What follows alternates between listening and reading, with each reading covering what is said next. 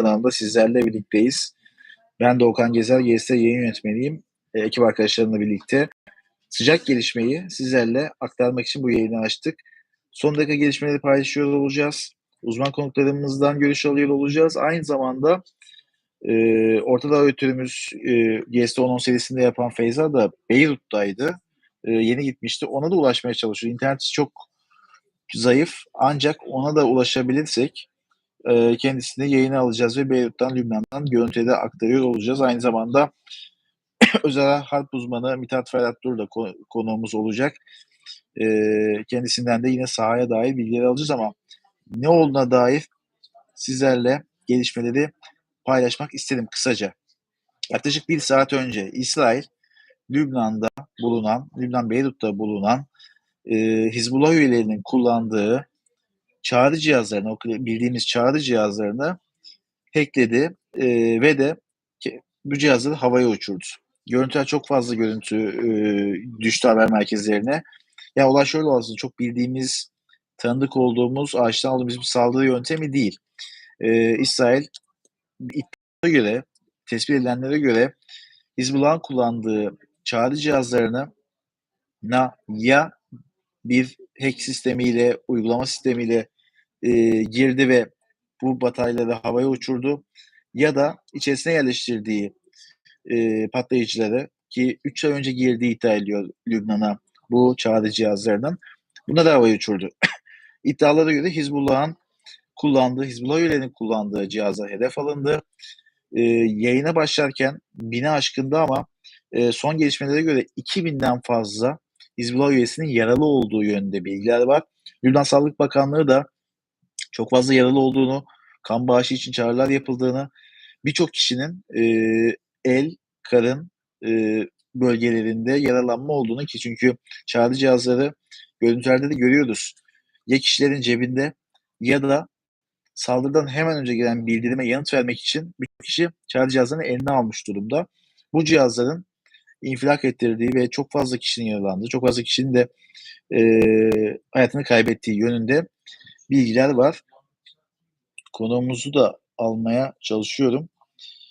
Yayınımıza geldiyse kendisi Mithat Ferhat Dur. Bu tür olaylarda her zaman başvurduğumuz isimlerden. Saldırıya dair gözlemlerini kendisine soracağım. Yayınımıza gelebilirse o da yayına alıyor olacağım. Onun davet linkine tıklamasını bekliyorum. Ben sizler gelişmeleri takip edeyim. Takip ettiğimiz gelişmeleri aktarayım. Yaklaşık bir saat önce lityum bataryaları, bu çağrı cihazlarında bulunan lityum bataryaları bir programla hacklenerek, devre dışı bırakılarak havaya uçuruldu. İddialara göre İsrail bu saldırıdan hemen önce öncelikle bu çağrı cihazlarına bir bildirim gönderdi ve Hizbullah üyeleri çağrı cihazlarına gelen bildirimi kontrol ederken, yani eline almışken ikinci bir bildirimle bu çağrı cihazları havaya uçuruldu. İddiaların genelde baskın olan, yoğun olan kısmı bu yönde gelen iddialar.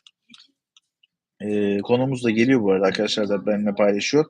Bir iddia, bu saldırının sadece Lübnan'da değil, Suriye'de de olduğu yönünde. Suriye'de de benzer bir şekilde birçok çağrı cihazının havaya uçurulduğu ve 3 kişinin, şu anki iddialara göre 3 kişinin hayatını kaybettiği yönde bir iddia var.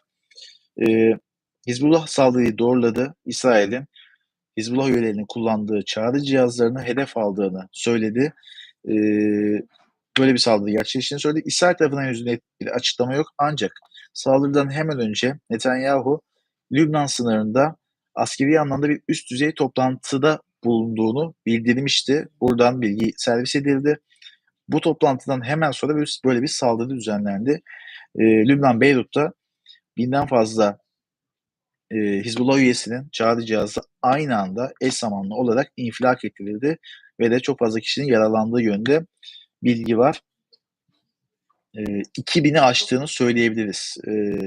Bu saldırıda yaralananların sayısının 2000'i aştığını söyleyebiliriz. Çağrı cihazından biraz bahsedeyim. Çok fazla merak ediliyor. Birincisi 3 iddia var. 3 farklı markada çağrı cihazının infilak ettirildiği yönünde bir iddia var. Bunlardan bir tanesi Amerikan menşeli motorla ki ucuz olmasından dolayı çok fazla tercih ediliyor. Türkiye'de dahi çeşitli internet siteleri üzerinden satışı var ve 750 TL bandında bir fiyattan bu çağrı cihazını alabiliyorsunuz. Motorola cihaz, Amerikan menşeli Motorola cihazı hedef alındı. İkinci cihaz İran menşeli bir çağrı cihazı idi. Konuğumuzu da Mithat Hoca'yı da yayına almak istiyorum ama sizlerin de hemen izni isteyerek yayını, mobil bir yayın yapıyoruz. Anlık olarak cep telefonumuzdan açtık.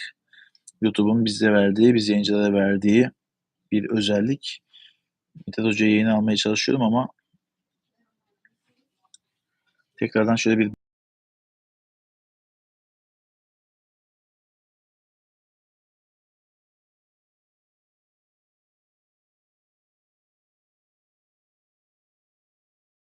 aktarmaya devam ediyorum. Bir siber saldırı olduğunu söyleyebiliriz. Ancak siber saldırıdan farkı bu saldırının sadece siber yolla yapılmış olması değil, sonrasında fiziki olarak sahada cihazların infilak ettirilmesi. Alışık olduğumuz, daha önceki karşılaştığımız bir saldırı yöntemi değil. Bu yönde, bu çapta bir saldırı olması. Mithat Ferhat Dur yayınımıza geldi. Şimdi ekledim. Kendisinden ilk gözlemlerini öncelikle öğrenmek isterim. Sahaya dair birçok olmuştu kendisiyle. Hocam hoş geldiniz. Telefonunuzu yan çevirirseniz daha rahat görüyor olacağız. Şimdi sizden öncelikle ilk gözlemlerinizi almak isterim. Çok alışık olduğumuz bir saldırı yöntemi değil. Yani aslında ilk kez tecrübe ediyoruz belki de. Siz hem gelişmeleri takip ettiniz hem görüntülere baktınız. Sizin gözleminiz nedir acaba?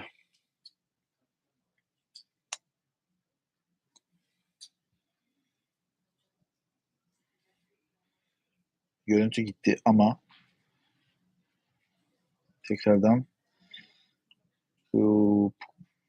yayınımıza bağlanacak hocamız. Şöyle yaparsam daha rahat olacak herhalde. Yeniden bir yayına almasını deneyelim. Bu tür cihazların aslında hacklendiğini çok fazla görmemiştik demiştik. Bir çağrı cihazından bahsediyoruz. Geleneksel bir çağrı cihazı. Hocam şimdi yansıdığınız yayına sizin ilk gözleminizi alalım. İnternetiniz iyiyse sesimi alabiliyorsanız.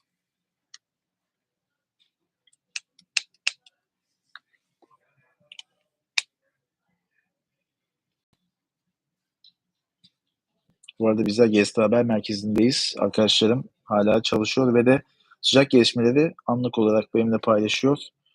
Sizler, hocam merhabalar, internetiniz kötü sanırım ama sesinizi bir alabildim.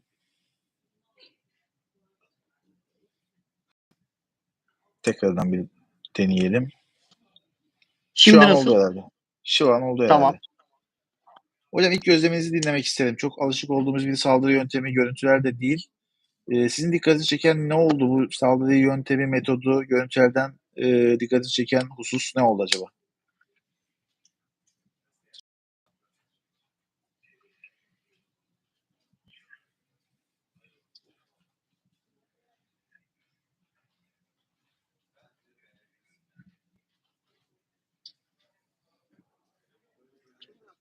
Şimdi alıyorum sesini. Şimdi nasıl? Tamam, güzel. Hocam şimdi bu tip hazırlıklar vardı. Literatürü de takip ettiğiniz zaman da bu tip saldırıların genel olarak literatürde attacking the network diye, yani karşıdaki organizasyona diyelim, örgüte saldırı şeklinde. Bunun illa bir sizin tarafınızdan terör örgütü olması veya işte düşmanınız olması na gerek yok. Bu ticari amaçla da bu tip şeylerin yapıldığı biliniyor. Ama çoğunlukla ortaya çıkmıyordu. Şu anda bütün dünyanın gözü önünde bu olayı patlatarak yaptılar. Daha çok siber saldırıymış gibi görünmesine rağmen aslında çok da siberlik bir durum yok. Çünkü biraz önce bahsettin. Bu tip çağrı cihazı gibi aletler aslında 90'lar ve 2000'lerin başında daha çok kullanılan, akıllı telefonlardan önce kullanılan haber Hocam aslında bu çağrı cihazını bir sormak isterim. Bir parantez açmak isterim. Çok alışık olduğum metot değil, cihaz değil, araç değil ama hala kullanılıyor mu? Hangi alanda kullanılıyor? Çağrı cihazları ile ilgili durumu şöyle diyelim. E, Akıllı telefonların hacklenme ve özellikle Amerika, İsrail gibi bu teknolojinin kaynağı olan devletler tarafından ve onların istihbarat örgütleri tarafından izlenme ihtimaline karşılık daha alt seviyede bulunan bu tip organizasyonlar e, bir önceki teknolojiyi kullanarak bu akıllı telefon, bilgisayar çağındaki bu hacklenme, CIA ve özellikle CIA ve Mossad gibi örgüt şeyler tarafından istihbarat örgütleri tarafından takip edilme şeyini azaltmak için bu tip metotlara başvuruyorlar. Aslında örgüt içerisindeki örgütsel haberleşme denilen bu durumu en güvenli tarafı haberciler vasıtasıyla, ulaklar vasıtasıyla ve e, korunan mesajlarla yapılması en ideal olandır. Şu anda çünkü özellikle İkinci Dünya Savaşı'ndan beri bütün dünyaya bir yayın yapmak zorundasınız. Radyo dalgaları vasıtasıyla, işte cep telefonu dalgaları vasıtasıyla, artık uydu vasıtasıyla bu yayının da yakalanması, takip edilmesi, çözülmesi, işte kriptosunun aşılması gibi durumlar ortaya çıkıyor. Bunun için de bir sonraki teknolojiyi geliştiremeyeceği için özellikle bugünkü durumda, yaşanan durumda kendine yeni bir teknoloji icat edemeyeceği veya yeni bir yöntem geliştiremeyeceği için doğal olarak bir önceki teknolojiye doğru gidiyor. Orada daha az göz olacağını, orada daha az takip olacağını düşünerek. Bunu 90'larda ve 2000'lerde El-Kaide ile beraber bir transformasyon görmüştük bu durumda. Bir değişim görmüştük. En son 2001 İkizkule saldırıları ve 2010'a kadar olan süreçte de örneğin multiplayer çok oyunculu oyunların, oyun sitelerinin kullanıldığını, bu oyun kutularının kullanıldığını, bunların üzerindeki chat imkanlarının işte örgütler tarafından kullanıldığını, sadece mailler veya şeyler vasıtasıyla değil, bu tip aklınıza gelebilecek her şeyi kullanarak bir şekilde kendilerinin iletişimini sağlamaya çalışıyorlar. Bazı işte WhatsApp gibi, Telegram gibi kendi amaçları için kullandıkları kısa mesaj sistemleri de oluyor ama bütün bunlar sonuçta son teknoloji ve teknolojiye sahip olan tarafından takip edilmesi kolay şeyler. İşte bir önceki teknolojiye dönerek orada daha az gözün olacağını düşünerek bu tip metotlar kullanılıyor. Ve bazı e, terör örgütü olarak nitelendirmeyelim ama bazı örgütlerde ve bazı şirketlerde hala faksların kullanılması. Buna örnek gösterilebilir. Hala e, scan etme özelliği olmayan printerların bu 90'larda kullanılan iğne vuruşlu cırt cırt cırt cırt diye yazardı böyle hatırlarsanız. O tip yazıcıların kullanılması ve buna yönelik şeyleri görüyoruz. Şimdi bu Hocam metotlar peki saldırı... bir mikrofona yaklaşmanızı rica edeceğim de yorumlardan da var. İkincisi şimdi Tamam. saldırıda hedef alınan kişilerin Hizbullah üyesi olduğuna dair Hizbullah tarafı açıkladı. Şimdi biz şok saldırı diyebiliriz aslında. Hizbullah'ın bir güvenlik savunma mekanizması mutlaka vardır ama bu tür saldırılar sahaya nasıl yansır? Bir anda bin üyesinin aynı anda çağrı cihazlarını infilak etmesi sahaya nasıl yansır o şok etkisi. Buna literatürde Türkçe'ye nasıl çevirebiliriz? Pazar yeri yangını denen bir metot var. Bir anda bir pazar yeri düşünüyoruz. Bir marketing area denen. Ve bunun her yerinde aynı anda yangınlar çıktığını, bir anda sıçradığını ve her yerin yanmaya başladığını düşünün. İlk yapılacak şey nedir? Malları kurtarmak. Pazar yerinde satılan malları kurtarmak değil, canları kurtarmaktır. Öncelikle böyle bir ateş salınma durumu var. Şu anda saldırıyı yapan taraf, saldırdığı taraftaki şemayı düşünürsek, örgüt şemasını düşünürsek, her tarafına bir ateş salmış oldu. Bu en tepedeki yöneticiden en ilerideki mevzide bu sistemi kullanan veya en alt seviyede kullanan zincirin içerisindeki bütün halkalara alevi göndermiş oldu. Şu anda hepsini patlatmamış da olabilir.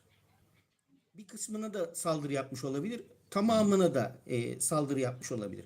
Burada tercih sebebi işte ne kadarı ne kadar etki edeceğiyle ilgili. Bu etki analiziyle bunlar ortaya çıkıyor. Ama genel olarak bakılırsa mantık olarak da mesela bu tip bir sistemi kullandığını tespit ettiniz. Kendi tarafımızdan düşünelim. PKK'nın bunun kullandığını düşünelim. Bu tip bir sistemi kullandığını düşünelim. Bir bölümünü tespit ettiğinizde sadece oraya saldırırsanız artık onu kullanan diğer taraf bunu kullanmayacaktır. Onun için de genellikle bu tip durumlar için beklenilir ve bütün şemanın ortaya çıkması istenir. Bundan sonra yapılacak şey şu. Yani bu saldırıyla ne amaçlanıyordu? Öncelikle örgütün tamamına, örgütsel şemanın içerisindeki her şeye bir alev gönderildi. Bu bazılarına zarar verecek. Artık bunu kullananlar kullanmayacaklar kesinlikle. Şimdi herkes bir düşünecek bunu cebine koyarken. Aynı zamanda bunu bu sisteme yapıyorsa cep telefonuna veya diğer işte daha modern şeylere de rahatlıkla yapabilir. Üzerinde pil olan ve bir dalgayla bir radyo dalgasını alıp gönderebilen herhangi bir cihaza bunu yapabildiğini gösterdi. Bir imkanı, bir kabiliyeti var ve bunu gösterdi. Şimdi bundan sonra olacak nedir? Haberleşme devam edecek. Saldırdığı yerdeki bu örgüt birbiriyle haberleşmeye devam edecek. Yine şeyi düşünelim, pazar yeri yangınını düşünelim. Önce malları bıraktık, canımızı kurtardık. Canımızı kurtarırken ne yapacağız? Mutlaka başka bir haberleşme metoduyla birileriyle görüşmemiz lazım. Doğru mu? Şu Evet anda hocam.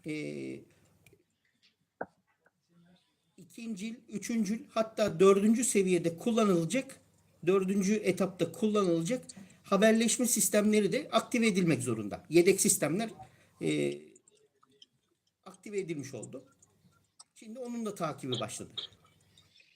Peki hocam, teşekkürler değerli katkılarınız için. Çok sıcak canlı bir yayın. Sizden böyle kısa gözlemleri aldık. Ancak Evet. olaylar tekrar netleştiğinde, daha fazla bilgi geldiğinde sizlerden tekrardan Evet. görüş almak, danışmak isteriz. Şu anda izleyicilerimizden de işte takipçilerimizden de şunu söyleyebiliriz. Her yerde bunun haberlerini göreceğiz. Ama bakarken, bu olaya karşı bakarken bir de böyle bakmak lazım. Yani artık ikinci seviye, üçüncü seviye sistemlerinde hayata sokmak zorundalar. Bunun etkileri olacaktır. Karşı mutlaka bir tepkisi de olacaktır. Elinde olan imkanlarla buna bir karşılık vermesi gerekecektir. Şimdi beklememiz gereken şey bu. Bunun karşılığındaki hamle ne olacak? Çok teşekkürler hocam değerli Ben katkılarınız teşekkür için. ederim. Sağ olun. İyi yayınlar. İyi yayınlar, sağ olun. İthat Abdur konuğumuzdu. Kendisinden sıcağı sıcağına aslında olayı dinledik. Sahada neden çağrı cihazı kullanılıyor? Bunu da hocamdan aldık. Şimdi konuğumuz Elçin Çamatoğlu hocam. Bu tür yayınlarda çok fazla kendisine başvuruyoruz. Çok da ama ilk kez böyle bir yayın yapıyoruz sanıyorum. Çünkü çok tanık olduğumuz, bildiğimiz, tecrübe ettiğimiz bir saldırı yöntemi değil. Hocam nasıl patlatmış olabilirler çağrı cihazlarını? Öyle giriş yapabiliriz yayın. Valla evet. Şimdi o konuda biz de bir analiz yapıyoruz. Arkadaşlarla görüşme de yapıyoruz. Yani 3 farklı ihtimal var bu konuda. Bu cihazın nasıl patlayabileceğine dair. Şimdi öncelikle cihazlarla alakalı bir araştırma yaptık. Ben de bir telsiz kullanıcısı olarak yani bu tarz cihazların işte nasıl çalıştığını az çok biliyorum. Ama burada kullanılan cihaz, yani patlayan cihaz biraz farklı. Çağrı cihazı ama metin mesajıyla haberleşme yapıyor. Böyle bir cihaz ve burada şimdi öncelikle en kuvvetli ihtimali söyleyeyim. Yani benim yaptığım değerlendirmeye göre. Şimdi bir kere bazı kaynaklarda şöyle bilgiler var. Bu cihazlar işte Ürdün üzerinden Lübnan'a geliyor ve Hizbullah'a dağıtılıyor. Şimdi ve yeni cihazlar olduğu söyleniyor. Şimdi bu cihazların içerisinde bir patlayıcı, bir düzenek olması mümkün. En başta aklıma bu gelmişti zaten. Şimdi bazı açıklamalara bakarak yine aslında benzer yorumu yapabiliyorum. Bununla birlikte ikinci ihtimal de aslında bir siber saldırı ihtimali ki ilk zamanlar yani olayın daha ilk sıcaklığında bunlar konuşuluyordu. Bir siber saldırı mı oldu acaba diye. Şimdi böyle bir cihaza bir siber saldırı yapılabilmesi için bunun bir kere bir internet bağlantısı olması gerekiyor mutlaka. Şimdi saldırıda patlayan cihazların işte çok bilinen bir marka var. Dünya çapında bilinen bir marka. Onun ürünleri olduğu söyleniyor. Bazı kaynaklarda da yine aslında bu cihazın yani bu markanın dışında başka cihazlar da olduğu söyleniyor. Şimdi bu cihazların hiçbiri internet bağlantısı yok bizim bildiğimiz kadarıyla. Tabii dediğim gibi diğerlerini tam göremedik ama internet bağlantısı olmadığı için bir siber saldırı ihtimali çok düşük. Üçüncü ihtimal ne? Üçüncü ihtimalde aslında bu tarz cihazların en sık maruz kaldığı saldırı türü. Nedir o? Radyo frekans üzerinden saldırı yöntemleri var. Şimdi bazı kaynaklarda bu da aslında bir siber saldırı olarak geçiyor. Çünkü bir teknik bir işlem olduğu için buna siber saldırı diyen de var. Yani sinyal kullanarak, sinyal istihbaratı çalışanlar özellikle bu şekilde adlandırabiliyor. Şimdi bu cihazların, bu patlayan cihazların bir çalışma aralığı var, bir frekansı var. İşte şu an tam bandını ben bilmiyorum tabii farklı cihaz olduğu için. Bu band genişliğinin üzerinde daha yoğunlukta bir frekans geldiği zaman bunların bataryasında ısınma oluyor. Batarya ısındığı zaman da aslında cep telefonu gibi düşünün. Hani cep telefonları patlıyordu bir zamanlar. Hala ama yine de işte batarya aşırı ısınıyor falan. Aynı şekilde bunların bataryası ısındığında da patlama meydana geliyor. Ama burada ilginç olan durum şu. Bütün cihazlar aynı anda patlıyor. Ve şöyle bir bilgi de var. Bununla ilgili çok henüz bir net bir veri yok ama bir iddia. Bazı kişiler şöyle söylemiş. Cihaza yani mesaj geliyor, çağrı geliyor. Mesajı açarken patlıyor. Şimdi böyle bir durumda aslında daha önceden tetiklenmiş bir eylem. Yani planlanmış, tetiklenmiş bu patlayıcı düzenek gibi böyle bir düzenek de olması muhtemel. Yine akla o geliyor çünkü. Ama bu üç ihtimal ben her zaman tabii siber saldırı ihtimalini biraz daha dışarıda tutarak iki ihtimal daha ön planda ve tabii ki en kuvvetli olan da benim için tabii ki önceden bir düzenek yerleştirmek. Bir patlayıcı veya bir düzenek. Patlayıcı da olabilir, bataryayı ısındırmaya tetikleyen bir düzenek de olabilir. Dolayısıyla hani şu an sadece bunlar bir spekülasyon aslında. Net bir elimizde veri yok. Hocam Şu an şeyi izliyoruz. sormak isterim. Şimdi birincisi bu cihazlara biz çok fazla tanık değildik aslında. Dediğiniz gibi eski bir yöntem ama halen kullanılıyor olması hangi alanlarda kullanılıyor, neden kullanılıyor? Bir de ikinci bir soru Türkiye'de de kullanılabiliyor mudur? Ya da Türkiye'deki cihazlar da yine benzer bir risk altında mıdır? Bunu nasıl yanıtlayabiliriz? Ben birkaç yerde gördüm. Türkiye'de bu cihazların hatta malum ilan sitelerinde bu cihazların satışı var. Kullanılıyor belli ki. Kullanan var. Fakat yani klasik bir telsiz gibi değil bunlar. Yani bir çağrı cihazı gibi değil. Hani elinizde telsiz alıp mandala basıp işte bir yerlerle görüşme yapabileceğiniz bir cihaz değil. Burada metin mesajı geliyor size. Bir şekilde bir metin mesajı yazılıyor. İşte yine frekans üzerinden size gönderiliyor. Bunu kullanım alanı daha dar diğerlerine göre dolayısıyla. Kimler kullanır? Yani aslında yani herkes kullanabilir. Ben de kullanabilirim. Yani birisiyle hani özel bir görüşme yapacaksam, gizli bir görüşme yapacaksam ki bunlar bir de kriptolu cihazlar zaten. Yani kendi kriptoları da var. Tabii ki çok olağanüstü güvenlik önlemi yoktur. Hacklenebilir veya o kriptolar dinlenebilir. Ama böyle bir teknolojisi var. Dolayısıyla kullanım alanı biraz daha dar ve Hizbullah'ın bunu kullandığını öğrenmiş oluyoruz. Bilmiyorum belki daha önceden bilen de vardır. Daha önce kullandım onu da bilmiyoruz. Ama mesela bu daha önce bahsettiğim konuşmanın başında bahsettiğim o ihtimalden konuşurken şey dedim ya işte Ürdün üzerinden gelen ve Hizbullah'a dağıtılan bir cihaz ve yeni dağıtılan bir cihaz. Acaba bu bilgi doğru mu? Bu bilgi doğruysa bundan önce Hizbullah ne kullanıyordu? Bunları daha önce kullandı mı kullanmadı mı? Eğer kullanmadıysa zaten çok iyi planlanmış bir şey ortaya çıkıyor burada. Ve İsrail'in zaten İsrail İstihbarat Servisi'nin bu konuda bir numaralı aktör olduğu söyleniyor. Onlar bu cihazlar işte belki üretim aşamasında, belki Ürdün'de, belki lojistik sürecinde bir şekilde o cihazların içerisine o düzeneyi yerleştiriyorlar ve bu şekilde gönderiyorlar. Yani bu ihtimal şu an konuşuluyor. Ama dediğim gibi diğer ihtimaller de var. Çünkü mümkün. Hocam ihtimaller demişken şimdi yayının başında dedim çağrı cihazına yönelik bir saldırıyı ilk kez bu kadar tanıklık ediyoruz. Dediğiniz gibi eş zamanlı olması da farklı bir yönden değerlendirilir. Şimdi yeni merak edilen konu soru belki sorulması gereken. Şimdi çağrı cihazları hedef alınabiliyormuş böyle bir yöntemle ama cep telefonları içinde benzer bir yöntem, saldırı metodu geliştirilebilir mi? Cep telefonları buna açık mı? Onu nasıl yorumlayabiliriz? Şöyle bir benzerlik var. Mesela onu söyleyeyim, o örnekle açıklayayım daha iyi anlaşılır. Mesela sahte baz istasyonu diyoruz. Şimdi bu cihazlarda da sahte röleler kurulabiliyor. Yani bunların çalışma frekansı var ve irtibat kuruluyor. Mesela örnek vereyim, Hizbullah üyeleri işte belli bir grup, belli bir alanda irtibat kuruyorlar. Bunların kullandığı bir frekans aralığı var. Kendileri belirliyorlar. Röle üzerinden haberleşiyorlar. Şimdi bu sahte baz istasyonu gibi bir röle kurulabilir ve aslında onlar bunlar üzerinden haberleşme sağlayabilir ve bu haberleşme dinlenebilir. Aynı şekilde böyle bahsettiğim gibi bir frekansla müdahaleyle patlama da olabilir. Cep telefonlarında da sahte baz istasyonları kurulur, dinleme yapılır. Cep telefonlarının yine işte bu 3G, 4G, 5G dediğimiz bu frekans aralıklarının da belirli bir limiti var.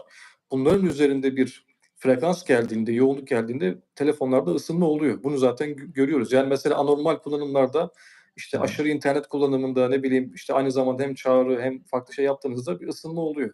Bu normal oluyor zaten. Bunun gibi mesela böyle fazla daha yoğunluklu bir frekans geldiğinde cihazda ısınma oluyor. Bu patlama yol açar mı? Bunu bilemem. Yani bununla ilgili bir örnek ben henüz duymadım. Ya yoktur diyemem de ama duymadım. Biz daha çok haberlerde de işte gördüğümüz işte şarj sırasında aşırı ısınmadan patlama meydana geliyor. Yani burada bataryayı aşırı ısındırma meselesi önemli. Yani bu ısındırmayı sağlayacak ne olabilir? Bir cihaz yazılım da olabilir bu arada. Çünkü cep telefonları internet bağlantılı. Bu cihazlarda yani Hizbullah'taki işte bu cihazlarda yok ama cep telefonları internet bağlantısı var. İnternet bağlantısı olmasa bile cihaz yazılım bu telefonlara bir şekilde sızdırılabiliyor ve bunlar hatta bizim mantık bombası dediğimiz bazı yazılımlar var. Belli bir zamana yönelik çalışma sistemleri var. Onlar zamanını beklerler. Atıyorum bugün o yüklenmiştir ama bir ay sonra patlayacak şekilde ayarlanmıştır. Yani patlayacak demeyeyim de o yazılım bir ay sonra çalışacak şekilde ayarlanıyor. Veya belli bir ortam gerekiyor veya belli bir etkileşim gerekiyor. Bu olduğu zaman da işte bataryayı ısındırıp bir patlama meydana getirebilirler. Bunlar mümkün yani. Hocam bahsettiğiniz yazılım tekrardan böyle biraz açmak istesem mantık bombası mı dediniz? Nasıl bir yazılım türüdür? Bir çağrı gelmişti. Heh. Affedersiniz. Bu bahsettiğiniz yazılım nasıl bir yazılım türü? Telefonumuzda olup olmadığını ölçebiliyor muyuz? Tespit edebiliyor muyuz? Yani şöyle söyleyeyim. Eğer bir istihbarat servisinden bahsediyorsak yani size hedef alan bu casus yazılımları kullanan ve işleten bir istihbarat servisi ise bunu tespit etmek çok zor. Onu söyleyeyim. Çünkü bunlar çok gelişmiş yazılımlar oluyor. Gerçekten şöyle söyleyeyim. Pegasus örneği var. Hepimiz biliyoruz, birçoğumuz biliyoruz diyeyim. İşte yani en basitinden Suudi Arabistan 25 milyon dolar vererek bunları satın almış. Bunlar ortaya çıktı. Yani çok büyük rakamlar. Bunlar çok pahalı ürünler. Hackerlar veya işte hacker gruplarının da yine işte dark web'de veya belirli yerlerde bu tarz yazılımları sattığını biliyoruz ama bunların kapasitesi, niteliği biraz daha düşük oluyor. Hani böyle çok olağanüstü bir etki oluşturacağını ben şahsen düşünmüyorum. Yani bir Pegasus gibi değiller, onu söyleyelim yani. Anladım hocam. Çok teşekkürler değerli katkılarınız için. Tabii sıcağı sıcağına bir yayın yaptık. İlk bilgiler üzerinden yorumlarınızı aldık. Evet. Yeniden detaylar geldiğinde size görüşmek isteriz. Çok teşekkürler. Ben teşekkür ederim. İyi akşamlar. Sağ olun. İyi akşamlar. Evet, bir yayınımızda konuğumuzun tam bir görüntüsü de gitti. Ersin Çarmıhatoğlu konuğumuzdu. Öncelikle Mithat Ferhat Dur konuğumuzdu. Kendisi sahadaki durumu anlattı bize. Sonrasında Ersin Çarmıhatoğlu da siber alanda bu çağrı cihazları nasıl havaya uçurulmuş olabilir? Cep telefonları risk altında mı? Türkiye'de benzer bir durum tehdit olarak önümüzde mi? Konularını anlattık. Ben tekrar yayının başındaki kısmını sizler için derleyeyim. Bildiği gibi İsrail, Lübnan, Beyrut'ta Hizbullah'ın kullandığı binden fazla çağrı cihazını hedef alarak bir saldırı düzenledi. İlk kez böyle bir saldırıyla karşı karşıyayız. Çünkü siber saldırıları çok fazla görüyorduk ama siber saldırı neticesinde bir cihazın hacklenip devre dışı bırakılması neticesinde aynı zamanda bu cihazların patlatılması, infilak edilmesi ve 2000'den fazla kişinin yaralanması ilk kez karşılaştığımız bir saldırı yöntemiydi. Yayına başladığımızda bir saati geçmişti saldırı gerçekleşeli. Şu an 1,5-2 saate yaklaştık saldırı sonrası. İsrail hükümetinin acil toplantı düzenlediğine dair yeni bir sıcak gelişme var. Hizbullah olayı doğrulamış zaten. Bunu paylaşalım. Sadece Beyrut'ta değil, Beyrut'ta birçok Hizbullah'ın kontrolünde olan bölgede bu saldırının düzenlendiği bilgisi var. Güçlü iddia, sinyal verilip bataryanın ısıtılıp sonrasında havaya uçurulması yönünde iddia ve bu iddiaya ek olarak önce İsrail saldırı sırasında bir bildirim gönderdi. Çağrı cihazına Hizbullah üyeleri açmak için yeltendi. İkinci bir bildirimde cihaz havaya uçuruldu deniyor. Ersin Hocam'ın bahsettiği konu şuydu. Bu saldırının yöntemine dair olarak bir iddia. Daha öncesinde bir patlayıcı yerleştirildi çağrı cihazlarına ve yaklaşık 3 ay önce girdiği tahmin ediliyor Lübnan'a. Hizbullah yeni dağıtıldığı bildiriliyor bu cihazların. Patlayıcılı bir şekilde geldiği, kullanıldığı ve planlandığı bir şekilde eş zamanlı olarak patlatıldığı yönünde bir iddia var. Henüz tabii net bir açıklama yok. Hizbullah doğruladı. İsrail toplandı ve Netanyahu bir toplantı yaptı. Şu an iki taraftan gelen bilgiler bu yönde. Suriye'de de 3 kişinin hayatını kaybettiği bu saldırı neticesinde bir bilgi var. Yani Suriye'deki Hizbullah üyelerinin de kullandığı çağrı cihazlarının infilak ettiği eş zamanlı olarak bilgisi var. Şimdilik önümüzdeki cihazlar bu şekilde. Tabii hangi cihazların patlatıldığı net değil ama Amerikan menşeli motorla en yüksek ihtimal olarak şu an gözüküyor. Farklı cihazlar da araştırılıyor. Hangisi olup olmadığına dair bilgiler gelecektir. Yes Haber Merkezi'nde kriz yayınımız devam ediyor. Sıcak haberleri, bu yayın esnasında gelen, sonrasında gelecek olan sıcak haberleri GZT uygulaması üzerinden anlık olarak takip edebilirsiniz. GZT uygulamasını indirip bildirimler üzerinden sizlerle bu bilgileri paylaşıyor olacağız. Aynı zamanda sosyal medya platformları YouTube başta olmak üzere TikTok, Instagram, Twitter uygulamalarından da sıcak gelişmeleri sizlerle yine aktarıyor olacağız. Bir infografik çalışmamız olacak. Çok da yorum geliyor hangi marka olduğuna dair çağrı cihazlarının. Instagram hesabımız üzerinden de birazdan bu içeriğe ulaşabilirsiniz. Arkadaşlarımız şimdi onu hazırlıyorlar diyelim. Yayına bir virgül koyalım. Gelişmeler geldikçe buradan ve uygulamamız üzerinden Yes Haber Merkezi'nden sizlerle tekrardan bir araya geliyor olacağız.